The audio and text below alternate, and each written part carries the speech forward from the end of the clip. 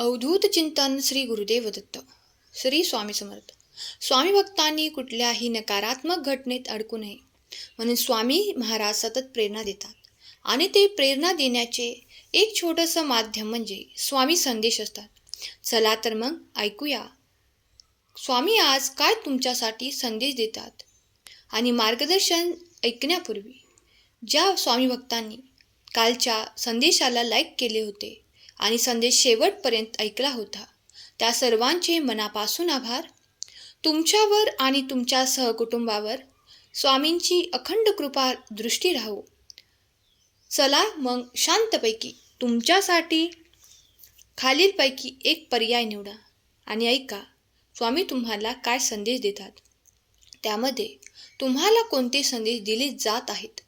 जर तुम्ही या पर्यायाला स्पर्श केला असेल तर ऐकूया तुमच्यासाठी आजचे स्वामी संदेश.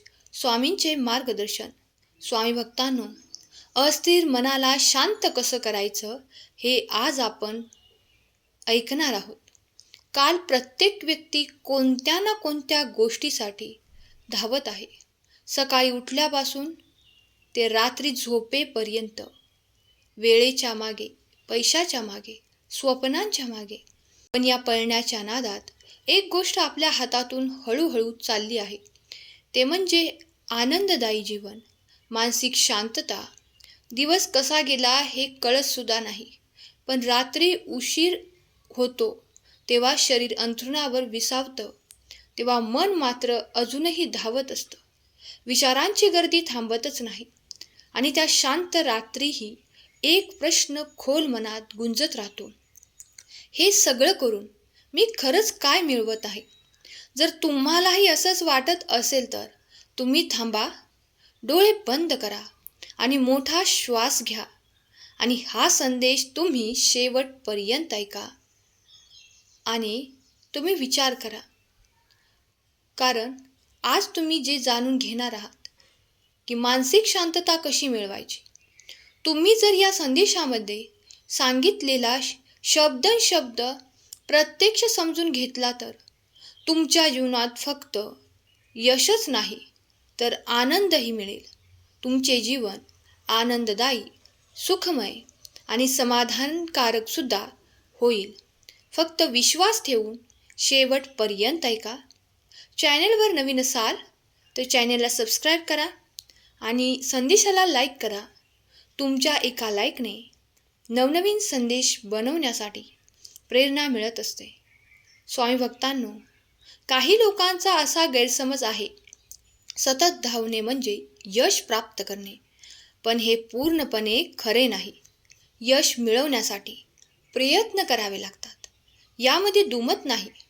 पण सतत धावत राहणे म्हणजे चुकीच्या यशाकडे वाटचाल करत असताना कधी थांबणं सुद्धा चुकीचं नसतं. हे हार नाही, स्वतःकडे पाहण्याचे विचार करण्याचं आणि नव्याने उभे राहण्याची संधी आहे. मन सतत तणावाखाली ठेवलं तर ते कमकुवत होतं.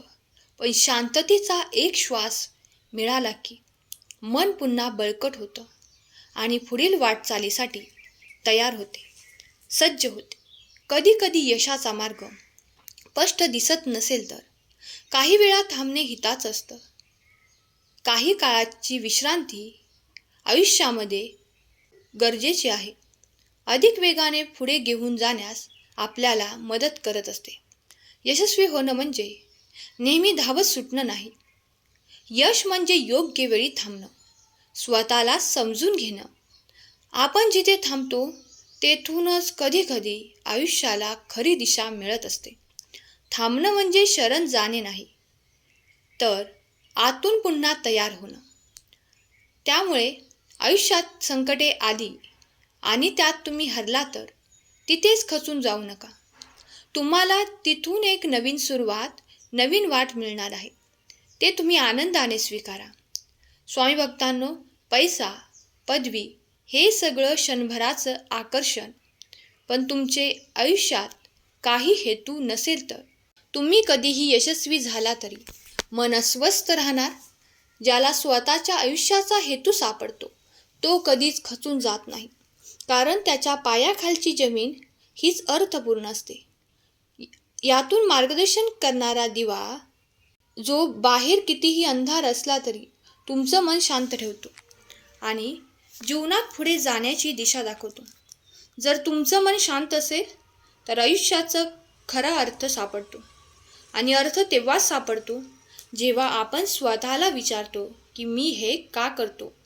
जेव्हा आयुष्याला अर्थ मिळतो तेव्हा प्रत्येक क्षण हा आनंददायी होतो, जिवंत वाटतो. त्यामुळे स्वतःचे ध्येय तुम्ही ओळखा आणि त्यानुसार वाटचाल करा. बाळा, झोप ही शरीरासाठी केवळ विश्रांती नाही, ते मनाला नव्या सुरुवातीची तयारी करून देणारी एक महत्त्वपूर्ण अवस्था आहे. दिवसभराच्या व्यापातून पुढच्या दिवसासाठी नव्याने उभे राहायचे असेल तर शांत आणि गाढ झोप झालीच पाहिजे. झोपेतून शरीर विश्रांती घेते, पण मन जर विचारांमध्ये हरवलेले असेल तर पुरेशी झोप घेऊनही काहीच शांतता मिळत नाही. शांत झोप म्हणजे मनाचं धन, जे सकाळी नव्या स्वप्नांसाठी ऊर्जा देते. झोपेचा दर्जा म्हणजे तुमच्या मनाच्या आरोग्याचे प्रतिबिंब आहे. शांत झोप येण्यासाठी शांत विचारांची गरज आहे आणि ते विचार आपल्याला स्वामी भक्तिमय चॅनलद्वारे प्राप्त होत असतात. जर तुमचा स्वामी शक्तीवर विश्वास असेल तर खरा स्वामी भक्त टाईप करा. बाळा, आजच्या आयुष्यात हे गजबजलेल्या बाजारासारखे झाले आहे. सतत काहीतरी सूचना, न संपणाऱ्या जबाबदाऱ्या आणि इतरांच्या अपेक्षांची गर्दी. या बाहेरील आवाजात आपला आवाज हळूहळू संपत चालला आहे आणि एक दिवस लक्षात येते आपण इतरांसाठी जगताना स्वतःलाच हरवून बसलो आहोत. म्हणून दररोज काही क्षण फक्त शांततेत बसा. मोबाईल बाजूला ठेवा, आपले नातेवाईक बाजूला ठेवा, घरातील मंडळी बाजूला ठेवा. शांत ठिकाणी बसा, एक दीर्घ श्वास घ्या आणि स्वतःच्या अंतर्मनात डोकावून पहा.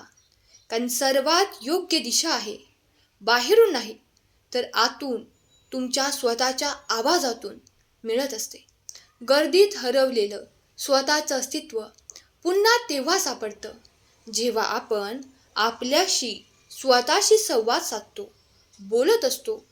बाहेरच्या आवाजाने मनाचा गोंधळ होतो, पण आपला आवाज शांततेत दिशा दाखवतो. त्यासाठी तुम्ही दररोज 10 मिनिटे का होईना ध्यान करा, मेडिटेशन करा. आपल्या स्वतःच्या शरीरासाठी तुम्ही अर्धा तास का होईना योगा करा, योग करा, कारण हेच तुमच्या आरोग्यासाठी गरजेचे आहे. तुम्हाला निरोगी आयुष्य, शांत मन प्राप्त करत असते. नामस्मरण भगवंताचे करत राहा आणि जर तुम्ही करत असाल तर कोणते नामस्मरण करता हे कमेंट बॉक्समध्ये टाईप करा. स्वामी भक्तांनो, माणूस धावतो, दिवस रात्र कष्ट करतो आणि शेवटी जेव्हा यशाच्या शिखरावर पोचतो तेव्हा थोडा वेळ थांबून स्वतःलाच विचारतो, हे जे मी करत आहे ते सर्व कशासाठी? पैसा, प्रतिष्ठा, लोकांच्या टाळ्या, हे सगळं मिळालं तरीही आतून कुठेतरी शांततेची आणि समाधानाची पोकळी निर्माण झालेली असते. कारण यश हे बाहेरच असतं, पण समाधान हे आतून येत असतं. आणि हेच समाधान हरवलेलं असेल तर कोणतेही यश अपूर्ण वाटतं. आपल्याला फक्त यशस्वी व्हायचं नाही तर समाधानी सुद्धा व्हायचं आहे. कारण आयुष्य म्हणजे शेवटी शिखरावर पोहोचणे नाही तर आतून पूर्ण वाटणे, हेच खरं यशस्वी होणे आहे. जेव्हा यशाचा गाजावाजा होतो पण अंतःकरणाचे समाधान होत नाही तेव्हा मन हे गुदमरायला लागतं. म्हणून यशाच्या पायऱ्या चढताना स्वतःचं समाधान मागे टाकू नका. आपल्या इच्छा, आपली स्वप्न, त्या दिशेने वाटचाल करा.